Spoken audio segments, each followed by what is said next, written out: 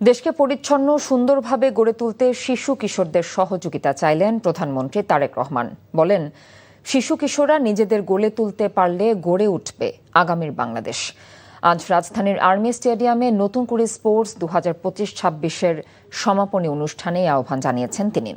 আহ্বান জানান, প্রাণ প্রকৃতি পশু পাখির যত্ন নেয়ার, প্রতি বছর একটি করে গাছ লাগানোর।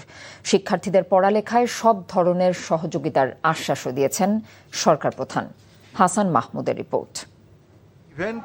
আমরা উপভোগ করব। শ্রাবণের রোদ বৃষ্টির লুকোচুরির মাঝেই কর্মব্যস্ত রাজধানীর আর্মি স্টেডিয়াম বর্ণিল হয়ে উঠেছিল এক ঝাঁক শিশু কিশোরের ক্রীড়া নৈপুণ্যে। গ্যালারি জুড়ে ক্ষুদে দর্শকদের উপচে পড়া ভিড়, করতালি আর কলকাকুলির উচ্ছ্বাসে মুখর পুরো স্টেডিয়াম। খেলোয়াড়রা বেশ স্বাচ্ছন্দ্যে খেলতে। নতুন করে স্পোর্টসের সমাপনী অনুষ্ঠানে প্রধানমন্ত্রী তারেক রহমান পৌঁছলে করতালি আর উচ্ছ্বাসে ফেটে পড়ে গোটা স্টেডিয়াম।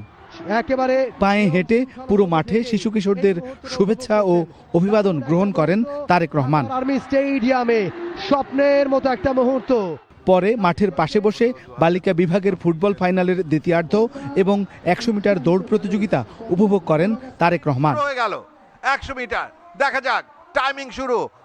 প্রধানমন্ত্রী উপভোগ করেন নতুন করে স্পোর্টসের প্রামাণ্যচিত্র এবং থিম সঙ্গের সঙ্গে শিশু শিল্পীদের নৃত্য পরিবেশনা। পরে বক্তব্যে সরকার প্রধান বলেন, দেশকে সঠিকভাবে গড়ে তুলতে কাজ করছে তার সরকার। বলেন, আজকের শিশুরাই গড়বে আগামীর বাংলাদেশ।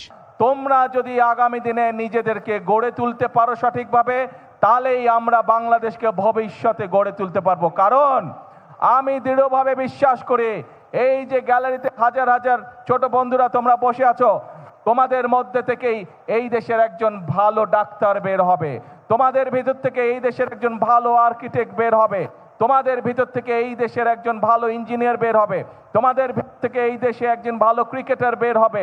শিশু কিশোরদেরকে প্রাণ প্রকৃতি পশু পাখির প্রতি যত্ন নেওয়ার আহ্বান জানিয়ে প্রধানমন্ত্রী প্রতি বছর একটি করে গাছ লাগানোর পরামর্শ দেন। প্রতি বছর চেষ্টা করবে, তোমার বাড়ির আশেপাশে হোক, তোমার স্কুলের আশেপাশে হোক, অথবা যেখানে তুমি সুবিধা মনে করো, সেইখানে একটি করে প্রতি বছর গাছ লাগাতে হবে। গাছ যদি আমরা লাগাতে পারি, আমাদের পরিবেশটা সুন্দর হবে, পরিষ্কার হবে, আমরা সকলে মিলে বুক ভরে শ্বাস নিতে পারবো। ফুটবল, ক্রিকেট সহ মোট 8টি বিভাগে 12 থেকে 14 বছর বয়সী 1,70,000 শিশু গত 3 মাসে দেশের ইউনিয়ন, উপজেলা, জেলা পর্যায় থেকে সেরা হয়ে চূড়ান্ত পর্বে অংশ নেয় জাতীয় পর্যায়ে। বিজয়ীদের হাতে পদক তুলে দেন সরকার প্রধান।